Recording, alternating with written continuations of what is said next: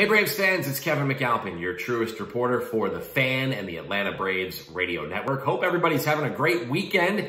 Hey, if you're a Georgia Tech fan, you're having a tremendous weekend. How about Coach Collins and the fellas going down to Florida State and getting a road win last night? As a Temple guy, Jeff Collins did a lot for the program, and I'm really excited to see him have some success here in Atlanta as well. So congrats to Coach Collins and Georgia Tech for opening up the season with a big road win in Florida State. Speaking of big road wins, how about the Braves last night? 2-1 winners in D.C. last night in Game 3 of their 4-game series. Ian Anderson, if you missed it, well, you missed one heck of a performance. 7 scoreless innings, 1 base hit allowed, walked 3, and struck out 9 batters in last night's outing.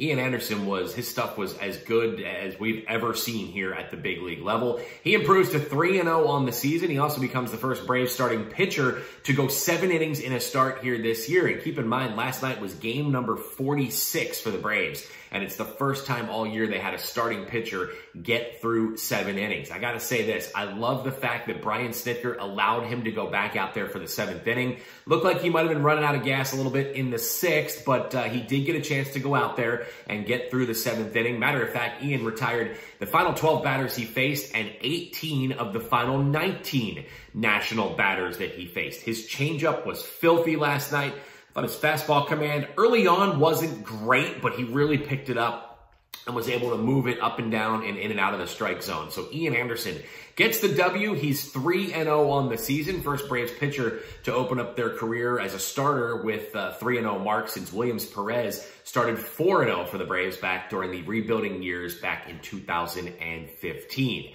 There was not a whole lot of wiggle room last night. Marcell Ozuna did give the Braves an early 1-0 lead in the first inning against Patrick Corbin, but Corbin would settle in as well, and these two pitchers matched zeros all night long. Ozzie Albies would add an RBI single later on in the ballgame. Great to have Ozzie back in the order as well. And of course for Marcell Ozuna, his 42nd RBI of the season. That's one shy of Freddie Freeman for the team lead. And of course, Freddie entered play yesterday with the major league lead in RBIs to this point in the season. So Freddie, the birthday boy last night, another hit on his birthday. And oh, by the way, can we talk about Freddie for just a moment? If you haven't seen the video, go check out his wife Chelsea's Instagram story. This shows you what kind of a guy and what kind of a dad that Freddie Freeman is. He flew back from D.C. first thing in the morning yesterday on Saturday morning so he could go to Charlie, his little son's first T-ball practice. How about that?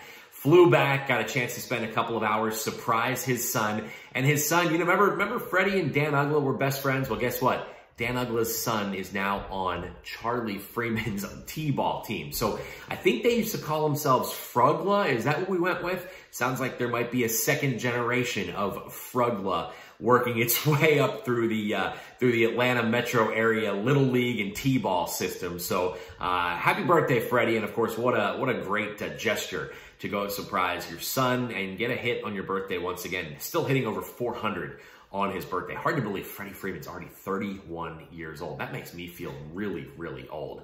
But again, getting back to last night's ball game, got a little hairy in that 9th inning. If you missed it, Mark Melancon was on, gave up a couple of infield singles. Matter of fact, he got the big strikeout when he needed it to Yan Gomes. That was the first out of the inning. The Braves would eventually intentionally walk to load the bases in that 9th inning, but the Nationals would strand the bases loaded as they would get out of it. Victor Robles would fly out to center field, and that would end the ballgame. So 2-1 was your final, and the Braves have now already clinched at least a split of this 4-game series, and they give the ball to young Kyle Wright here today in the series finale against the 3-time Cy Young Award winner in Max Scherzer. And if you listened to the game broadcast last night, our very own Joe Simpson has absolutely given his stone-cold mortal lock that Kyle Wright will get his first career win here today against Max Scherzer, and that would be great as the Braves will go to Baltimore for a 3-game series following the conclusion of today's game. Again, 12:35 is your first pitch right here on the Braves radio network. And again, you know exactly what you're going to get from Max Scherzer. He's going to be just pounding the strike zone. He had 7 scoreless innings his last go around.